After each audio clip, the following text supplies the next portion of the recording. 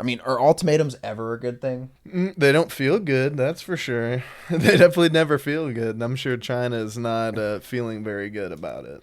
Well, China's not feeling good about it, but 104% tariff on any good coming from China. That's saying that an iPhone would go from $800 to $1,600 just on tariff. We better get them American plants up and running. Yeah, but that's going to take like 3 to 5 years. You're talking about a 100% for tariff overnight that's going to take effect immediately. Yeah. Well, I mean, Trump quoted it, or he said that it would take no more than 2 years, but we do know that he has a tendency to over exaggerate. So, Really? maybe a slight tendency. Yeah, Trump is known for that. Well, let's see. JD Vance is, well, we'll see what he has to say about this. I think it's useful for all of us to step back and ask ourselves, what has the globalist economy gotten the United States of America? And the answer is fundamentally it's based on two principles: incurring a huge amount of debt to buy things that other countries make for us. And to make it a little bit more crystal clear, we borrow money from Chinese peasants to buy the things those Chinese peasants manufacture. That is not a recipe for economic prosperity. It's not a recipe for low prices, and it's not a recipe for good jobs. So what they're saying is basically is we're borrowing money from the suicide nets people.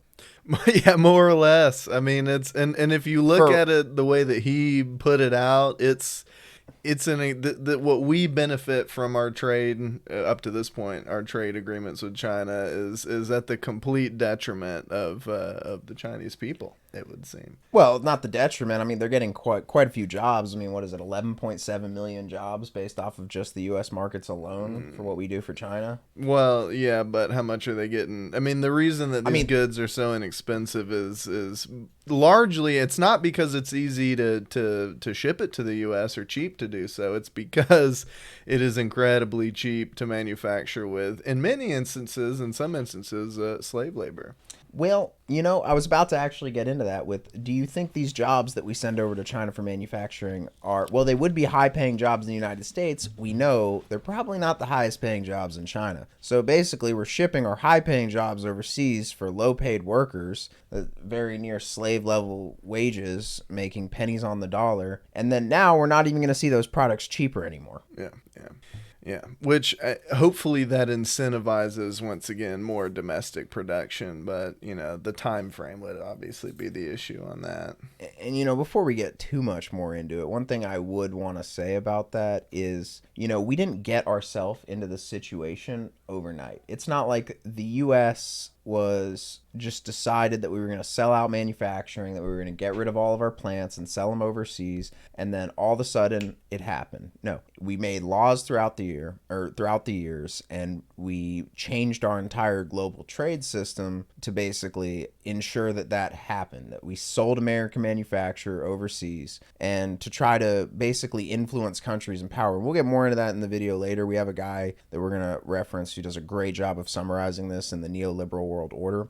It really started with Nixon and Reagan. Nixon taking us off the gold standard, and Reagan basically taking us to zero standards.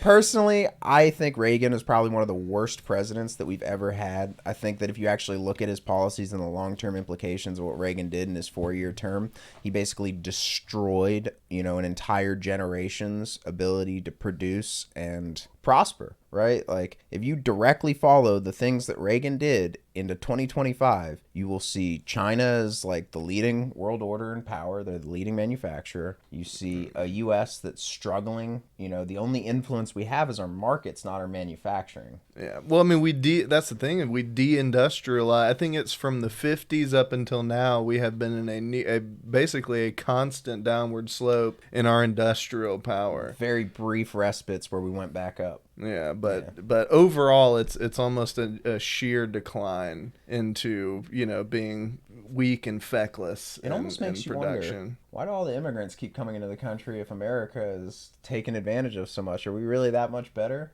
I mean, well, up until recently, we gave a lot of benefits to illegal. Well, I mean, asylum seekers, I think, was the primary guise for which we are benefiting the massive immigration of late. You know what's crazy to me is that this trade war so far has wiped out $10 trillion of value off global markets. That is an insane number. That is 1/3 of the U.S. deficit just got wiped out. Of global markets, not the U.S. deficit.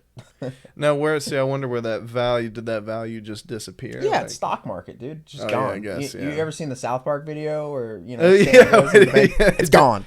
Yeah, he puts in his, what is it, like $100, and he's like, and we're putting it overseas, investing in this, and blah, blah, blah, blah, blah, and it's gone. Sorry, sir, this line is for bank members only. Oh, God, yeah. And then yeah. So, I mean, that's basically what's happened to that money. It's gone. No one has it. It's not in debt. It's just gone. Well, I guess it was only prospective wealth to begin with. Yeah, exactly. Yeah. So when you go into a bubble and people keep selling off at a loss, I guess technically that money has the chance to come back because stocks fluctuate, right? That's why rich people look forward to dips like this, whereas, the main people it really hurts are like people that aren't millionaires or billionaires yet, but people that are making probably over 6 figures a year that have things like their retirement invested in a stock portfolio. Those are the people, because they're going to be much more likely to look at their retirement plan and be like, shit, I need to do something about this before it's dry. I want to retire at some point, and they're going to see that their money's all wiped out and it's all in stocks. And if they pull it out, then there's no chance of recuperating it, but it's also still playing a little bit of a lottery system because if your portfolio continues to do poorly, yeah, that money's just gone. It's gone. Well, and sorry, sir, this stock portfolio is for stockholders only.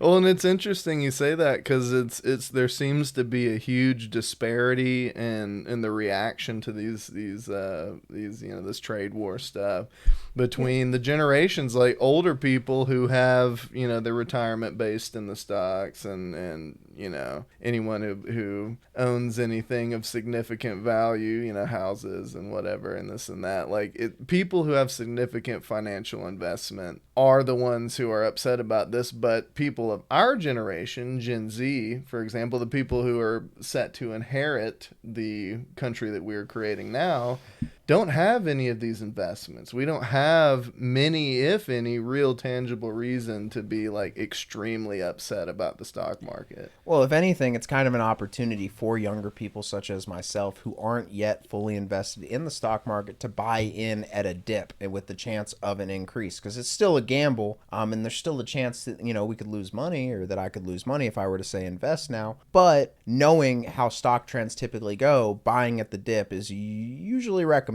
I mean, look at how many different millionaires have made, or billionaires have made, millions of dollars just holding on to their stocks when it dips, and then they don't sell off because they can afford to. And sure enough, 3-4 years down the line, their portfolio's up 50% or whatever it is, and they've not only recuperated their losses but are now well into the green. Yeah.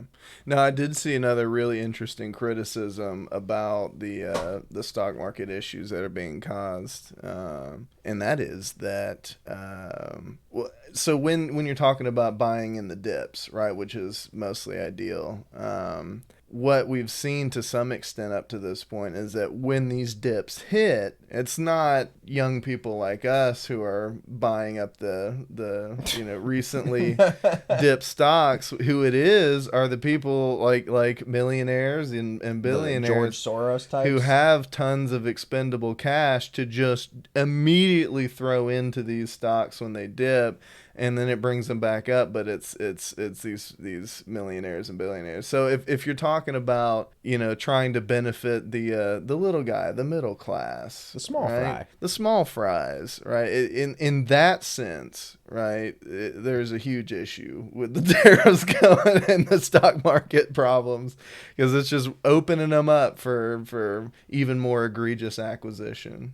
Well, it's just one of those things. It's really hard because all of this really is just speculation. This is a complete, new global trade world order is what's being set up right now as we speak. We are living history, which honestly, after COVID, I felt like I was done with. I was like, man, I'm living through an event in history. This is going to be taught in history books. And now Liberation Day, which, first of all, think about that in a kid's history book when they're learning about that growing up on, April 2nd, 2025. Liberation Day. Yeah, it's very, very patriotic, very, we're getting stuff done. We're solving problems. We are liberating ourselves from this horrible world order that we've been under. Well, I can definitely tell that we're liberating the stock markets from a lot of money. Yeah.